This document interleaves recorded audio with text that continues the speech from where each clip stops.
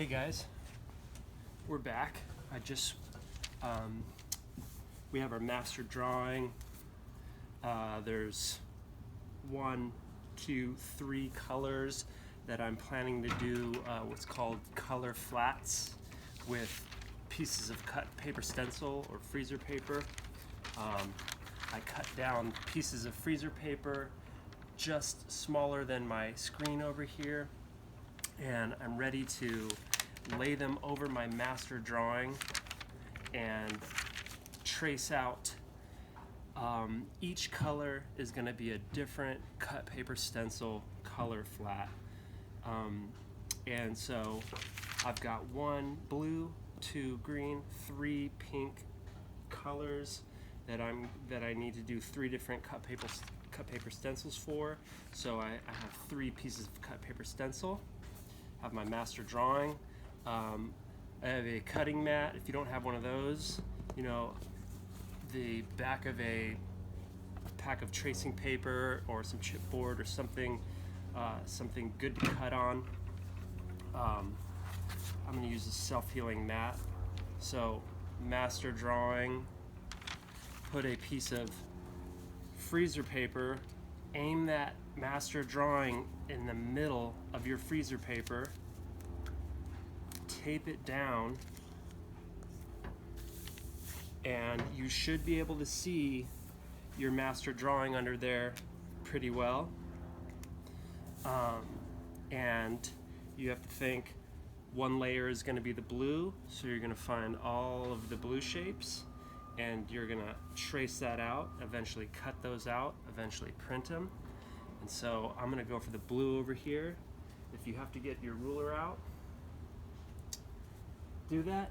I think I'm going to go a little handmade. I've got my fine tip Sharpie, nice new one, and I'm going to work this way out so I don't smudge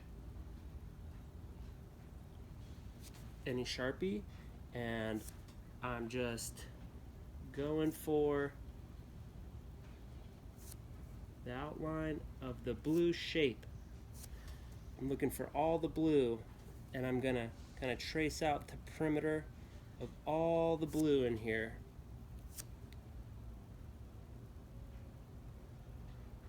Okay, you have to be you have to look out for free-floating shapes that aren't connected to any paper, because you won't have anything to hold that free-floating negative space in together. If they're, you know, yay big, you can place them back into the screen with a piece of double-sided tape. I think you should just be kind of loose with it, work with the paper, and you know, don't be so bothered by free-floating shapes. Just let yourself learn a little bit.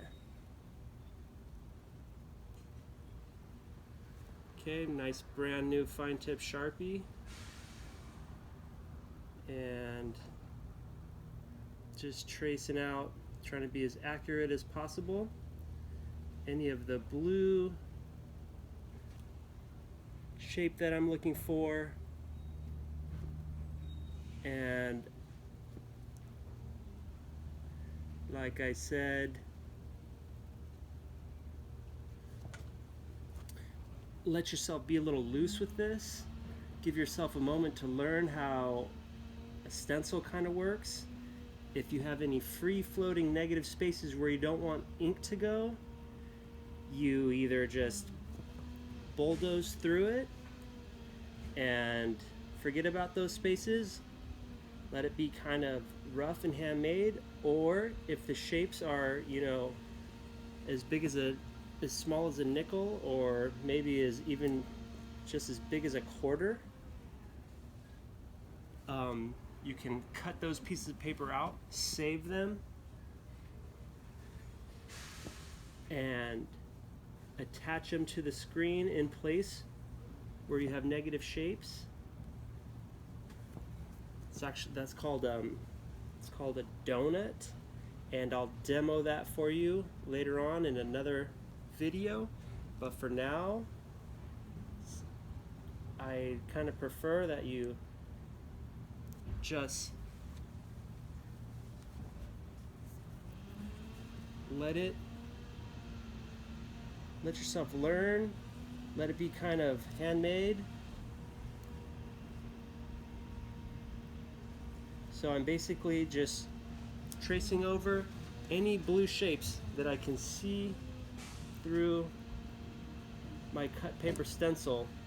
I can see pretty good. If you have a light table, or even you tape this up against a window, you could probably see even better.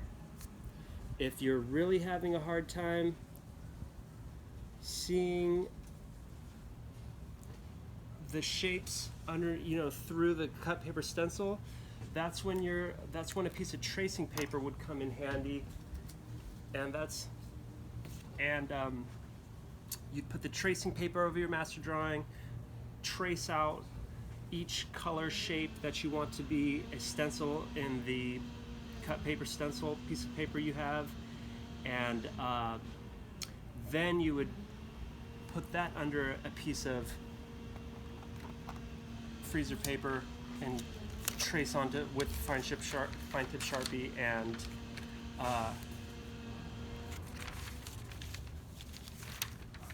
that's one way to, if you can't see your drawing through the piece of paper very well, you might have to invest in a little bit of tracing paper. Okay, so if you couldn't see very well, if you can't see your master drawing to trace out the shapes under the cut paper stencil to be cut away, then you'd have to get a piece of tracing paper. I can see much better. Trace over the shapes. Each color is a different shape to be cut into the cut paper stencil, into the freezer paper that will eventually be printed. So I'm going for the blue. You can see a little better. Trace out each shape.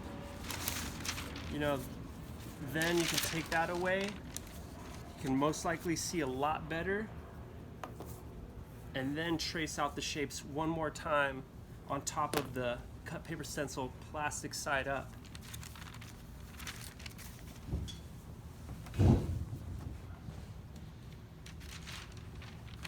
So, okay, so once you have all the blue area traced out, then you can start cutting. Load in a nice, crispy, brand new X-Acto knife blade. If you do have free-floating negative shapes, cut those out and save them and put them aside. So I've got this little shape that I don't want ink to go right here, so I'm going to cut out this shape. I'm going to save it, and later on I can place it in the screen so that when I print this blue layer, I have a negative space right there. I'd have to say, if that's kind of complicated for you, I'd rather have you it's more important to have this experience of printing this. And if you don't have if you aren't able to get any free floating negative shapes, or they're too complicated, I say you just kind of bulldoze through it and get the more broad general shape, and it just get to printing, okay? But if you're up for a challenge, I'm going to show you how to, it's called a donut, and you save free floating negative shapes, and later on you place them in your screen with something like double-sided tape. I'll show you how to do that. I really, it kind of takes a moment to be able to kind of understand how this all works. So if it's overcomplicated, I want you to just kind of just get through it, get a shape cut out and get to printing so that you have the experience of printing. I'm just going to cut out this one more shape and I'll sign off.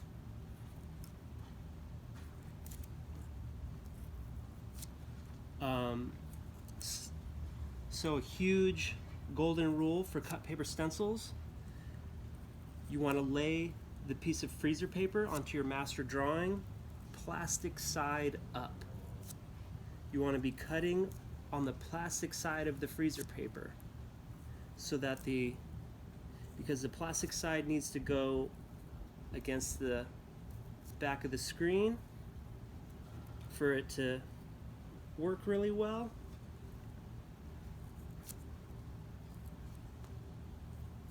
And it'll also help you keep the orientation of your shapes the way they need to be. So you want to be tracing and cutting on the plastic side of the freezer paper. The freezer paper is butcher paper, and one side of the butcher paper is coated in plastic. That makes one side waterproof. The mesh of the screen and the liquidity of the ink will create a capillary effect, like a suction cup effect, and it will hold this paper stencil against your screen, and you end up making really accurate, crispy shapes. And those results will be the best if you're working on the plastic side of the freezer paper. Okay, I'm almost done cutting out this shape. You don't want to tear anything. Make sure everything's kind of like can freely release. Okay, I'm gonna get rid of that. I've got these two shapes right here. I'm gonna cut them out and I'm gonna sign off and get to another layer. So right now I'm making a cut paper stencil. This is an example of a stencil that you would place onto your screen versus into your screen. Okay, those are discard. All right, so if you can see it, you can see what's starting to happen here. I'm gonna have a stencil. No ink can pass through the waterproof plastic side of the freezer paper, and ink will be able to go through these open shapes. So that's one of 3 of my cut paper stencils. Got to make 3 more for the shapes of the green, for the shapes of the pink, and I got to finish my blue shapes. Okay, I'm gonna sign off for now.